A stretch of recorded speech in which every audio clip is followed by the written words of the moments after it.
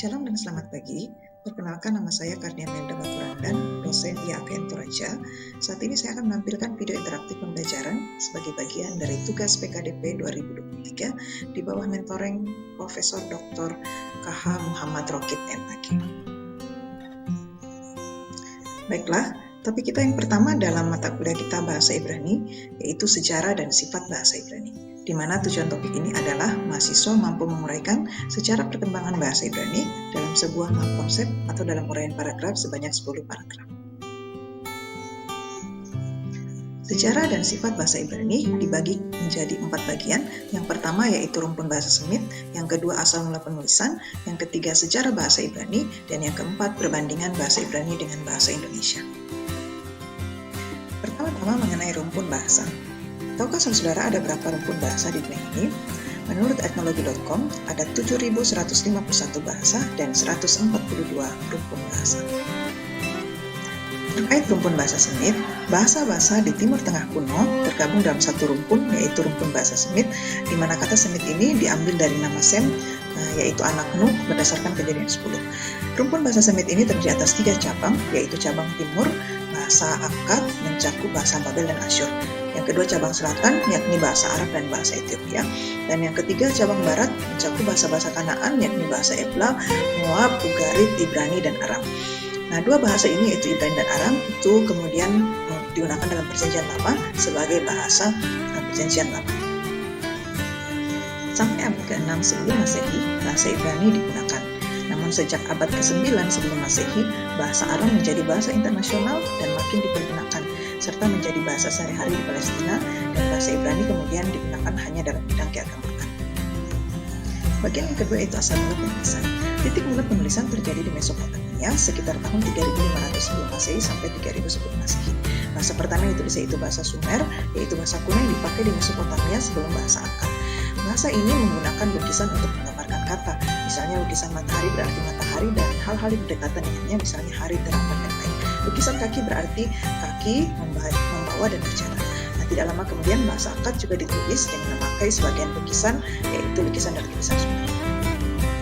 Beberapa bahasa Semit yang lain juga ditulis dengan tulisan-tulisan, termasuk bahasa-bahasa Kanaan. Gagasan tulisan seperti ini kemudian dibawa ke Mesir dan mereka membuat tulisan-lukisan sendiri untuk bahasa Mesir kuno. Selanjutnya keadaan berubah sewaktu abjad atau alfabet diciptakan. Seorang penulis di Palestina menyatakan bahwa suatu bahasa dapat dituliskan dengan jauh lebih sederhana kalau mempergunakan tanda khusus untuk setiap bunyi konsonan. Dia kemudian memilih tanda-tanda dari tulisan sesuai dengan bunyi pertamanya. Sebagai contoh, mari kita lihat contoh tulisan lukisan. Di sini ada lukisan rumah, di mana bahasa Ibrani-nya Bait dan untuk huruf pertamanya itu B. Lalu untuk lukisan air, di mana bahasa Ibrani adalah Mayim dan untuk huruf pertamanya itu M. Lalu kepala, di mana kata Ibrani adalah Rosh, kemudian untuk hurufnya adalah R. Lalu mata, bahasa Ibrani adalah Ayin, namun untuk huruf pertamanya ini sebuah tanda yang tidak dihafalkan. 500 tahun gagasan abjad berkembang dalam bahasa Ibrani, Aram, Moab, dan Edom. Orang Fenisia kemudian mempelajarinya dan kemudian menyampaikannya kepada orang Yunani, dan mereka menamanya alfabet sesuai dengan nama kedua huruf pertama, alfa yaitu A dan beta yaitu B. Abjad menjadi salah satu penemuan sejarah terpenting tersebar hampir ke seluruh dunia kecuali Cina. Selanjutnya 5 masa dan perkembangan bahasa Ibrani. Pertama, sebelum tahun 1000 sebelum Masehi hanya ada beberapa dan sifat bahasa tidak dapat dipastikan.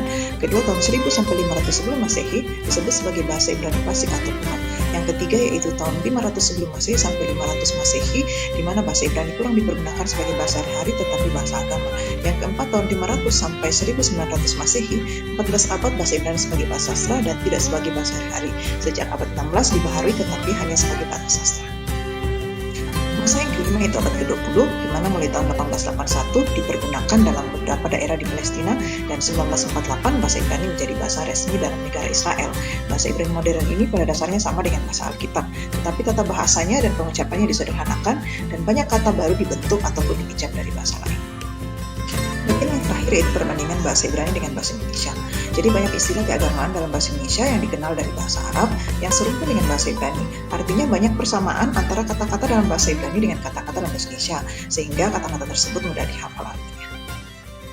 Sebagai contoh, mari kita lihat kata Ibrani nafi, kata Indonesia nabi, bait, bait atau rumah, kokma, hikmah, Elohim, Allah, Torah, Taurat, kados, kudus, ruach, roh, Shalom, salam, selamat atau damai, mizmor, mazmur, mizbeat, mezbah. Demikianlah topik kita tentang sejarah dan sifat bahasa Ibrani. Sebagai satu tugas kelompok, silakan petakanlah topik sejarah dan sifat bahasa Ibrani tadi ke dalam sebuah map konsep secara berkelompok.